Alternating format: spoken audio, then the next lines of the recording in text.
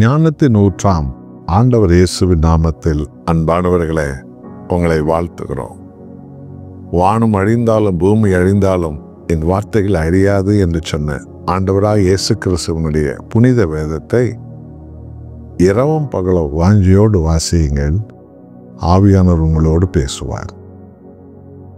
எல்லா சூழ்நிலையிலும் மனிதர்கள் மேல் நம்பிக்கை வைக்காமல், மனிதர்கள் மேல் மதிப்பு மரியாதை வைத்துவிட்டு கர்த்தராக இயேசு கிறிஸ்துவை முழு இதயத்தோடு விசுவாசித்து பிதாவை தேடுங்கள்.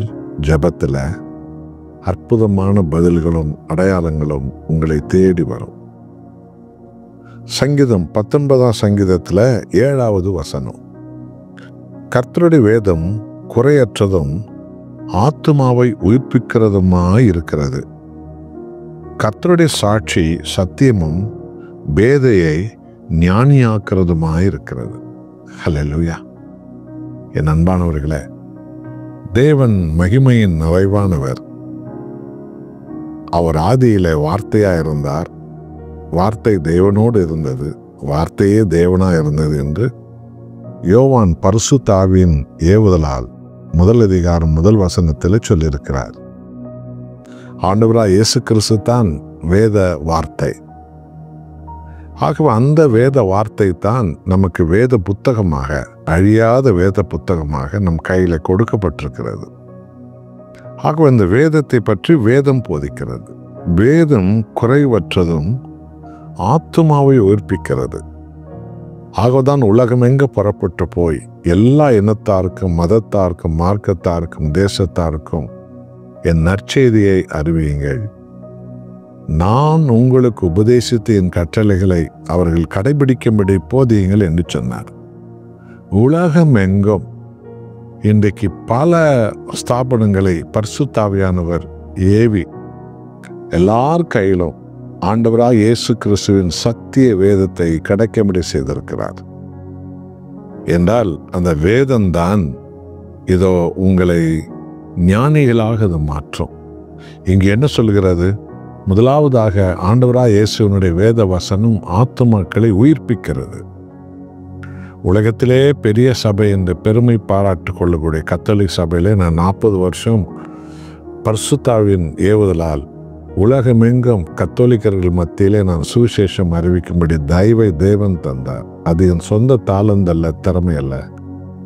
நானே கிறிஸ்துவை அறியாமல், வேதத்தை அறியாதவனாய் நான் அந்தகார இருளில் இருந்தவன். என் வாலிப வயதில் என்னை தொட்ட இயேசு வேத புத்தகத்தை கையில் எடுத்துக்கொண்டு கத்தோலிக்கர்கள் மத்தியில் போய் பிரசங்கிக்கும்படி செய்தார். இன்றைக்கு 140 மடங்கு கத்தோலிக்கர்கள் வேத புத்தகத்தை கையில் வைத்திருக்கிறார்கள். என்றால் இந்த வேத வசனம் ஆத்துமாவை உயிர்ப்பிக்கிறது. அன்பானவர்களே, உங்கள் வீட்டில் எவ்வளவோ பைபிள்கள் இருக்கலாம், அதில் ஒரு பெருமையும் அல்ல. ஆனால் அதில் எந்த வசனத்தை தினமும் நீங்கள் வாசித்து கீழ்ப்படுகிறீர்கள், அது உங்கள் ஆத்மாவை முதல்ல உயிர்த்தெழ வைக்கும். 2வது, பேதைகளை ஞானிகளாக மாற்றும்.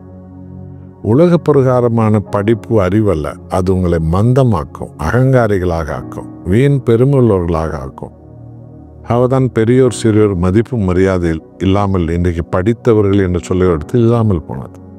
நீங்கள் நம்ம நாட்டை எடுத்துக்கொண்டால் படித்து முடித்தவன் தான் பெரிய திருடனாக இருக்கிறான், மோசக்காரனாக இருக்கிறான், அக்கிரமக்காரனாக இருக்கிறான், துன்மார்க்கராக இருக்கான், அதை திருடனா இதை திருடானா எதை திருடிட்டான் என்றெல்லாம் இன்றைக்கு செய்தி இந்தியா முழுவதும் பரவுது. படித்தவன் தான். ஆனால் வேத வசனம் பேதைகளை ஞானிகளாக மாற்றும். படிப்பறிவில்லாதவனை படித்தவனுடைய பெரிய ஞானியாக மாற்றி விடுகிறது இயேசு கிறிஸ்துவனுடைய வார்த்தை. என் வாழ்க்கையில நான் கண்டேன். பெரும் ஞானிகளாக இருந்த இத்தனையோ பெரும் துறையில் இருந்தவர்கள் மத்தியில் ஞானமற்ற என்னை தேர்ந்தெடுத்து இயேசு கிறிஸ்து என்ற நற்செய்தியை போதிக்க வைத்து எல்லாரும் ஆச்சரியப்படத்தக்க விதத்தில் தேவன் எங்களை எடுத்து பயன்படுத்தின காலங்களுக்காக நன்றி சொல்லுகிறோம். எல்லாம் அவரால் வந்தது. வேதத்தை வாசியுங்கள், உங்கள் ஆத்மா உயிர்ப்பிக்கும். நீங்கள் பேதைகளாக இருக்கலாம், உங்களை ஞானிகளாக மாற்றும். மெய் தேவனை உலகமெங்கு உயர்த்தபடி செய்யும். பாவத்தை வெறுக்கும் இதயத்தை தரும். கர்த்தருடைய வசனம் மகிமையானது. ஜெபிப்போமா. நல்ல ஆண்டவரே, அழியாத வேதத்தை கொடுத்தீர். அது எங்கேயோ ஒரு மூலையில் தூக்கி போட்டு வாழக்கூடிய கிறிஸ்தவர்கள் ஏராளமாக இருக்கிறார்கள். மன்னிங்க, மாற்றி போடுங்க. நிறைய பைபிள் வாங்கி வைத்துக் கொள்வது பெருமை அல்ல, மாறாக ஒரு பைபிளே ஒழுங்காய் படித்து அதன்படி நடப்பதுதான் மேன்மை. வேத வசனம் வேதைகளை ஆண்டவரே ஞானியாக மாற்றுகிறது. அதற்கு முன்பு வேத வசனம் ஆத்மாவை உயிர்ப்பிக்கிறது. அந்த ஆத்மா உயிர்த்தெழுதல் அடைந்த ரட்சிப்பின் கிறிஸ்தவ கூட்டங்கள் உலகமெங்க பெருகட்டும். காடுமலை மேடெல்லாம் ஆதிவாசிகளாய் ஞானமில்லாதவர்களை வேத வசனம் ஞானிகளாய் மாற்றிருக்கிறது. இதை தடுக்கிற பிசாசை இந்தியா முழுவதும் நாங்கள் துரத்துகிறோம் இயேசு நாமத்தினால். பாரம்பரிய சபைகளுக்குள்ள வேத வசனம் மேன்மையாய் வரும்படி கதவை திறக்கிறீர். நன்றி. இயேசு நாமத்தில் பிதாவே, ஆமென்.